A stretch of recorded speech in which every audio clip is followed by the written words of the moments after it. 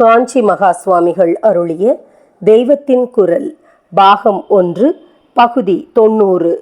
யோகத்தின் தொடக்கம் கர்மமே. யோகம் என்றால் சுவாசத்தை அடக்கி அடக்கியே சிலை மாதிரி உட்கார்ந்திருப்பதுதான் என்று பொதுவாக நினைக்கிறார்கள். யோகம் என்பதற்கு நேர் அர்த்தம் சேர்க்கை என்பது. பல வஸ்துக்களோடு நாம் வாழ்க்கையில் சேர வேண்டியதாகிறது. ஆனால் இந்த சேர்க்கை எதுவும் நிரந்தரமாக இருக்கவில்லை. அதனால்தான் மனசு கிடந்து ஆடிக்கொண்டே இருக்கிறது. இப்படி இல்லாமல் முடிவான ஒரே வஸ்துவுடன் எந்த நாளும் சேர்ந்து விட்டோம், அதற்கப்புறம் நாம் என்று ஒன்று அதிலிருந்து பிரிந்து வரவே முடியாது என்று ஆக்கி கொண்டு விட்டால் அதுதான் நிஜமான யோகம். நம் மனசுகளுக்கெல்லாம் மூலமாக இருக்கிற பரமாத்மா தான் அந்த ஒன்று. மனசை மூலத்தில் திருப்புவதற்காகவே யோகிகள் சுவாசத்தை அடக்குகிறார்கள். ஏனென்றால் எண்ணம் உதிக்கிற வேர் எதுவோ அதுவேதான் சுவாசத்தின் வேரும் ஆகும். எனவே சுவாசம் மூலத்தில் நின்றால் மனமும் அதன் மூலத்துக்கு போய் அடங்கி விடுகிறது. யோகம் என்பதற்கு எதிர்ப்பதம் வியோகம். விட்டு போவதே வியோகம் என்கிறோம். உடம்பை விட்டு ஒருவர் செத்து போய்விட்டால் தேக வியோகம் ஆகிவிட்டார் என்று சொல்கிறோம் அல்லவா? ஒரு தினுசான வியோகம் வந்துவிட்டால் அதுவே யோகம் ஆகிவிடும் என்று பகவான் கீதையில் சொல்கிறார். ஏதோ ஒன்றில் வியோகம் வந்தால், அதாவது எதுவோ ஒன்றை விட்டுவிட்டால் அதுவே யோகம் என்கிறார். அந்த ஒன்று என்ன? துக்கம் என்பதே. துக்கம் உன்னிடம் ஒட்டாமல் பிரித்து தள்ளிவிட்டால் அதுவே யோகம் என்கிறார். லோக ரீதியில் நாம் சொல்கிற இன்பங்களும் கூட இந்த துக்கத்தை சேர்ந்தனவே. பரமாத்மாவை பிரிந்திருக்கிற எல்லா அனுபவமுமே துக்கம்தான்.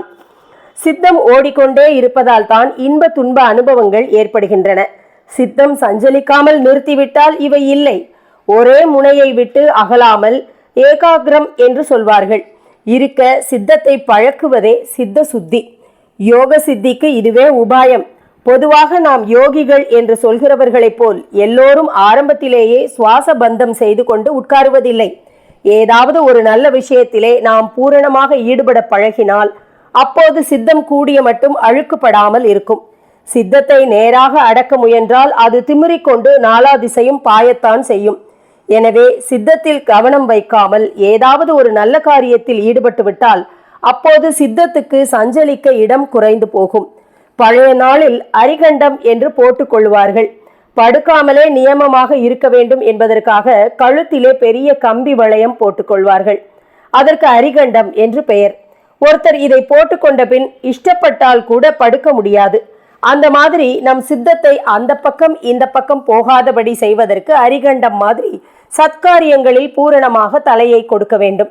அநேக நியமங்களோடு பெரிய யஜ்ஞம் செய்வது, விரதம் இருப்பது, பிரம்மாண்டமான கோயில் கோபுரங்களை பார்த்து பார்த்து கட்டுவது, குளம் வெட்டுவது என்று இப்படியெல்லாம் முன்னே பல காரியங்களை செய்து வந்தார்களே, இவையெல்லாம் அந்தந்த லட்சியத்தோடு நின்றுவிடவில்லை. இவற்றின் முக்கியமான லட்சியம் சித்தத்தை ஒருமுகப்படுத்தி சுத்தமாக்க பழக்குவதே ஆகும்.